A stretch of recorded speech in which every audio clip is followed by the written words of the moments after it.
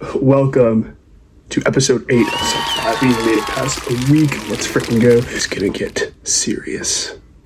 So, let's bring the question. It was upside down. Is morality subjective? No, it's not. There exists objective morality. Something I really hate seeing is people saying that morality is subjective.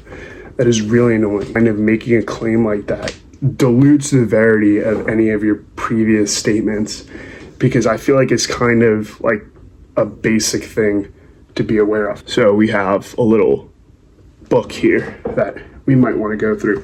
So basically the argument for subjective ethics is divided into two different categories. We have simple subjectivism, and then we have emotivism, right? And those are kind of two different parts of the claim for the subjectivity of ethics. Now, simple subjectivism basically says that you can never be right. If it is really subjective, and then I say that murder is a good thing, right?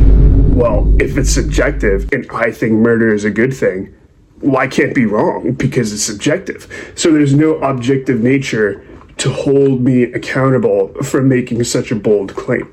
So immediately, I feel like we can see that that's false, because there are people who have not only bad moral opinions, but incorrect moral opinions, which would be impossible if it were subjective.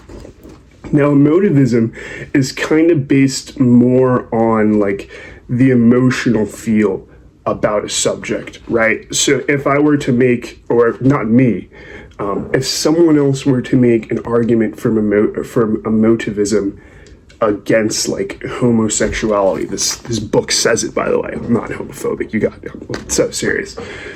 They'd probably say like, ew, homosexuals, right? Or something like that.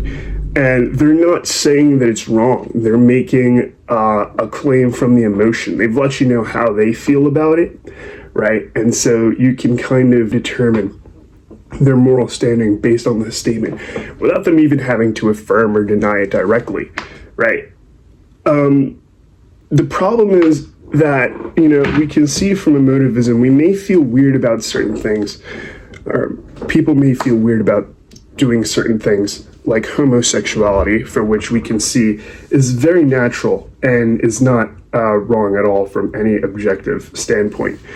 Or, for example, and people really don't like this one, incest, right? Now, this is it's controversial. Obviously, I am not promoting that. I would never do that. I am not suggesting you do that. But any argument from objective ethics is really lacking in determining why it's wrong. Now, there is a bit of argument you can make for morality, which is, if you produced a child, it would be obviously very genetically disadvantaged, it would have a lot of problems, and that's a fine argument.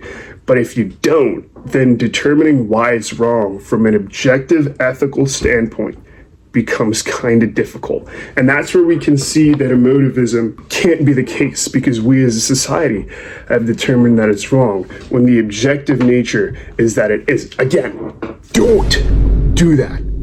Don't.